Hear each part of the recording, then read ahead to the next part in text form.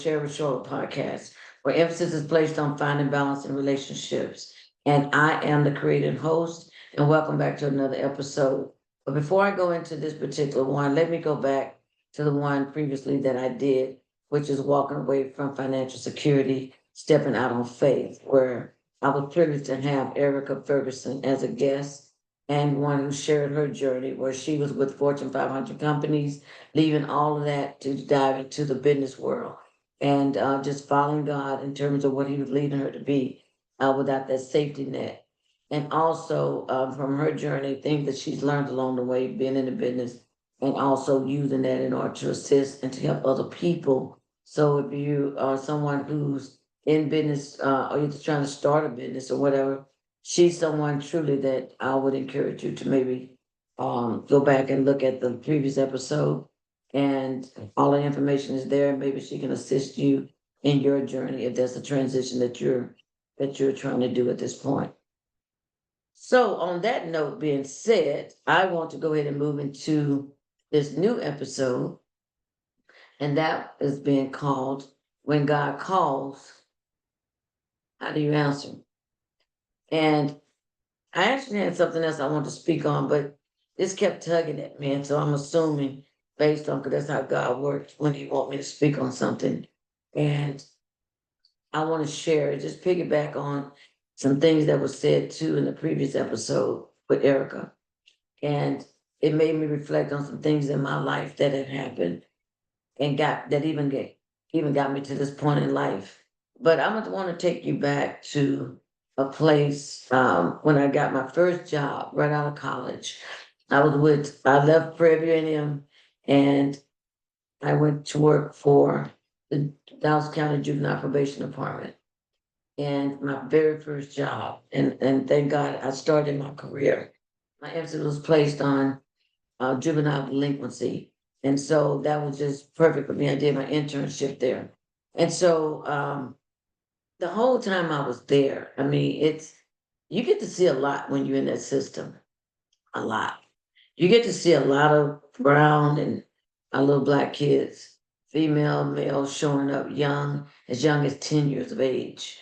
And to just see that on a daily, 5 days a week is heartening. And I mean, disheartening. It's heartbreaking. And I saw that 18 and a half years actually before I left. And it tore me up to see how the system just wasn't a fair system. That our kids sometimes were just railroaded into pleading guilty to something they didn't even do, or there was so much bias. It was just disheartening. And so I was one of those advocates for the kids, and because it was just such an injustice. And so 16 and a half years, I'm going to say, God just kept tugging at me to leave. Like, you got to go. And so my question was, go where? Um, I'm making decent money. I'm raising my three sons. At the time I married, and his job was flip flopping. He may work, may not work. Um, but that was my security. That was my financial security for me. And so, but God wasn't giving me anything to walk out into. He just said, leave. And I'm just like, but go where? And so I wouldn't leave. I didn't leave. It took me 2 years to leave. And I kept seeing the same thing in the system that was so disturbing to me. So disturbing on how the mistreatment of the system was to our young kids. And I've gotten into trouble being an advocate for the kids, fighting for them, reporting things. Um, I would go to bat before this committee on trying to keep these kids out of the system or not being placed elsewhere, or those who really need to be placed. I would fight for them because I knew going back in that community was just a setup. And I knew somewhere else would be even better for them. And so, but God said, leave all of that. Leave all of that and I'm going to move you away. And I'm like, where am I going? Took me 2 years to last, but where are you trying to take me? Because I don't see no signs of any place. So I didn't leave. But this is what God did. And people say psychosomatic, where it's in your head that you feel pain and you feel sick. And I used to like, well, maybe that stuff is true, or maybe it's not true. But for me, I'm telling you, it was true. Because from Monday through Friday, and this is crazy, but Monday through Friday, I would have migraine headaches. I mean, where your eyes are so tight that your head is throbbing so badly and beating in your head is just thump, thump. Monday through Friday. Weekend, fine. Monday through Friday. Until I just couldn't take it anymore. And I took a 6-week leave. I took a 6-week leave because I just couldn't take another day there and have that throbbing in my head. And so God said, you basically, when I was out, I took a leave, sick leave, and I got examined, did the whole bit. And they were saying, what kind of stress are you under? I knew the job was getting to me, but like everything else, I can handle it. I'm handling things. But it was the stress of it all, and even God saying, but I want you to move. So when I was away from that job, it's like God spoke to me even more. He would just all over me that you need to go. You need to resign, write your resignation letter, and leave. And he still hadn't told me where I'm going. But all I knew at that point was I can't go back to doing what I was doing because I can't continuously be in this situation where I'm literally sick from Monday to Friday. So what I do, I took my 6-week leave. I wrote my letter of resignation. I walked back in the door, gave my 2 weeks, and rest is history. Of course, they begged me to stay. They even agreed and said we could move you to a different apartment. You tell us where you want to go, and we'll move you there. But God said, you're going to be moved away from, not moved around. So I declined that and I left. But I left not having a real job. And I was just like, okay, Lord, now what? I moved out. I'm away from the job. Now what? And it wasn't long before he said, go to the school district. Go to the school district. That's where you're going to be working. And I remember sharing with my kids, my sons. And they was like, well, you haven't even been hired, so how do you know? And I said, I know because God told me that that's where I'll be going. I'm going to the school district and I'll be working for the school district. But let me just tell you how God works. And I'm sharing this with you because I want somebody, just like it is that some things that Erica shared, I'm sharing it with you too.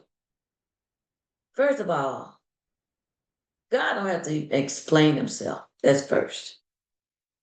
He owe you no explanation. If he tell you to do something, he's telling you to do something. So when God calls, how do you answer? I answer with hesitation. 2 years of hesitation, well, really more of ignoring. I ignored his calling because I wasn't ready to go. I ignored it until he pushed me out. He forced me out. And some of you are probably doing the same thing. And that is, he's tugging at you. You know he got something else for you. You know where you are is not where you're supposed to be. You may be sick and tired of your job or sick and tired of seeing the same thing that you can't change. but you like what you're doing, you just don't like where you're doing it. And I think that was my situation. My passion and my purpose to me have always been, let's save our children. Throwaways, the one that nobody want to deal with, the one who don't even know how to love themselves, the one that nobody else want to love or don't love or care to love, the one that you've already judged that they would be nothing. Those are the ones I want, because it reminded me of when I was in the projects, government housing, and people would frown on kids and have already decided that what we wouldn't be. So you live over there. Oh, you label. So I think that's why, if anything, God planted me in that place. So I would have the heart to see beyond that, of what the capability and what these kids could be. Because I'm one of them. I'm a product of that. I'm a product of what you can't be coming out of that environment. I'm a product. So if I can be somebody beyond what the expectation of other people, then why can't other kids be the same? Because they can. They just need someone to believe. And one thing I didn't like in that was, I would look at these little kids and they was aged from 10 to 17 years old. And I'm just literally looking at them. I'm talking to them and I'm feeling them and I'm feeling their pain, but I'm also feeling their heart. And I'm like, how did this kid who has so much potential get to a place of this and labeled to have committed these type of crimes? So I know that if somebody had invested in them, they would be better. They would have had a whole different outlook on life. They would have rechanneled their life. They would have known they had options. And so what God did for me was put me on the front line and say, I don't want you on the end. I want you on the battle where they've already there. And now you're trying to fight for them here. I want you to go on the front line and meet them before they become this person. And that was the most beautiful thing God could have done for me. And for all the kids I was able to reach, to touch, to influence, to make a difference, to love on, to care for. I thank God for that whole opportunity. I feel blessed to now be able to rechannel these children that didn't have to go and see what the inside of a juvenile detention looked like. They didn't have to be one who had to stand before a judge and be adjudicated, found guilty on charges that someone didn't even commit, and then placed in a facility or sent off to Texas Department of Correction, or just some sad situations. So again, I ask you, when God's called, how do you answer? Because God does call, and He uses the ones that He know have a relationship with Him. Because you're saying, if you have a relationship with God, and you're saying also, use me. You can't say use me and not expect to be used. You can't say use me, Lord, and not expect Him to call you to do something. But your faith and your trust is in Him. Because God has not, in anywhere at any given time, has to explain Himself. He don't have to show you a rough draft as to what the plan is. He don't even have to even hear your plan. All He asks you to do is leave. And you trust the rest. Again, I said, all God has to do is ask you to leave. And you trust the rest. Because He already know what He's doing. But you have to trust that whatever that is for the betterment of you and for whoever else He wants you to bless along the way. And it's sad that it took me 2 years to leave. Because that job was already there for me. But it took 2 years for me to get there. And he still kept that door open for me.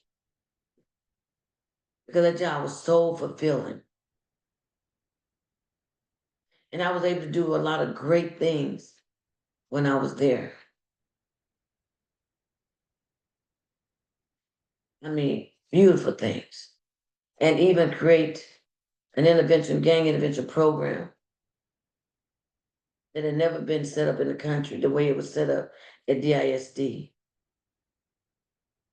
Dallas Independent School District, that made national news through CNN. That's how God used me. He was waiting for me. And so my question is he waiting for you? Is God waiting for you? Because he already know your assignment and you're looking at the money, you're looking at your security. Let's just say I made more money doing that than what I would have made even at the juvenile department. Because God already got it for you.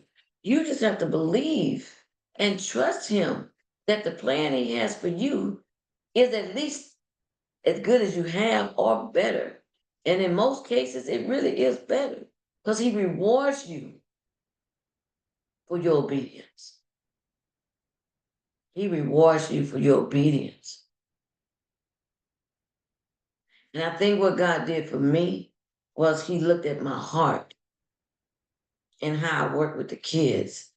He looked at my heart and how I cared. He looked at the heart and how I loved on it. It wasn't just a job for me, but it was like a ministry for me. I come to do good. And I come to do God's work wherever he places me. I'm here to do God's work. That means I'm going to do it with heart and I'm going to do it with love. And even still today, I'm still in contact with some of the kids that I worked with during that era, the early 2000s. I think I came there in 1997 or 98. So I was there many years ago. And I still today have contact with some of those kids who are now adults with their own children. Because God gave me that opportunity. Because he knew the love I had for him. But he gave me a different platform where I can do the most good. Because that's who he is. When you work with your heart and you work with love, God elevates you because he sees your heart. He elevates you. So when God calls, how do you answer? How do you answer? And I'm saying now with this podcast, another calling he did. He's done others along the way, but even this is another journey for me. And again, I hesitated. I didn't run completely from it, but I didn't necessarily run toward it. But then God said, I'm waiting on you. And I'm like, well, I got to do something. I didn't know how any of this was going to turn out. But I'm just telling, and I still don't know where the end is. Only he knows that.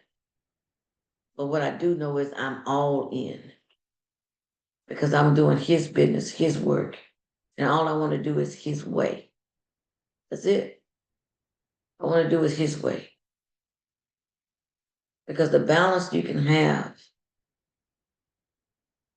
is all about the balance you have in God and how you love everything else. It starts with you. How you love you is how you love God. But it's all about you first. And anything that you do, if you love you, you're going to do everything else with love. You're going to appreciate the things that God does. But what God does, he loves to test. He loves to test you. He's always testing your obedience. He's always doing that. So when God calls, how do you answer? What you should do is answer with obedience. But we're human. You may need a moment to process it. Think about it. Are you sure, Lord? Because I didn't see that coming. But most things that God does, you don't see coming. Only He see coming. I mean, He already knows. So a lot of it is not for you to see coming. Because if you see it coming a lot of times, then where's the trust? So a lot of things that God does, He just does it just out of the blue. It's like it just comes from nowhere, which is that nowhere is somewhere, and that somewhere is from Him. It doesn't come from man. Man may be the one who repeats it after God. And that just, again, confirmation. But God speaks it first to you. That's how you know it's Him, because He speaks it first. And then He allows other people to confirm it through a voice that you recognize repeatedly through people. And all that is confirmation over and over. And I can share experiences after experiences where He's done that with me. Because when God calls, how do you answer? Don't be afraid to walk away if He's calling you to walk away. I'm learning that. I've learned that. And I'm in a whole situation right now that I want to talk about on another episode because God called and I had to be obedient to His calling. I answer with obedience because He does that. He give you these assignments and He is one who expects you to be obedient to it, but He gives you free will to make your own choices. But again, I know some of you who are listening to this particular episode know that God is calling you to do something. He's pulling at you. He's tugging on you. He's whispering it to you. It's in your spirit, and you're still not moving. Still not moving. Stop waiting on clarity. Stop waiting on Him to lay it out for you because He's not going to do that. That's not even a test if He give you all the answers. A test is not when you get all the answers. A test is when you don't know the answers, but you move anyway because you trust Him. I just want to inspire you. Hope you're influenced. Hope it's a takeaway that you can say, yes, I'm in that space, in that place. And maybe this is the message that you needed for you to realize that this message is for you. It may not be something that's even big. It don't have to be big. It could be something, who knows? It could be something small. It could be something not necessarily a job. It could be something where it's tugging at you to go and apologize to somebody. It may be where you're told to go because there's somebody sick and you need to give more time. Whatever the assignment, when God calls, how do you answer? It could be anything. But God calls about anything and He calls about everything. But you still answer with obedience. Find that balance with you and God. That place where you have that intimate relationship with Him. Because as much as He gives you, think about it, as much as He gives you, you can never, ever give Him back what He gives. All that He gives, you could never measure up to that. So when He calls, He does expect you to answer. but he gives you free will to do that.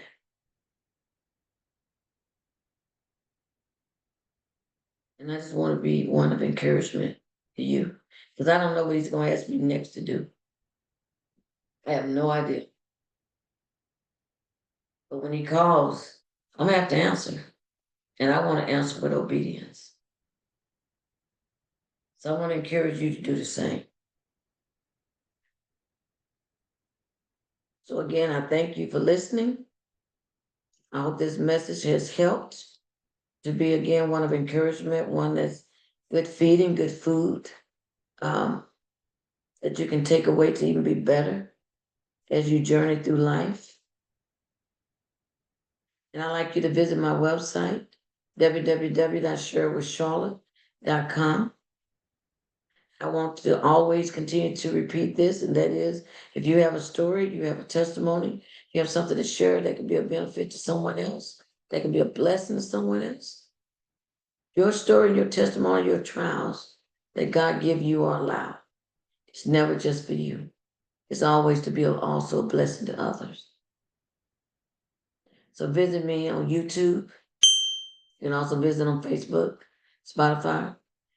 And I just want to say thank you again, tuning in and joining this podcast community. And I look forward to the next episode of Share It with Charlotte, where we reconnect again. So thank you.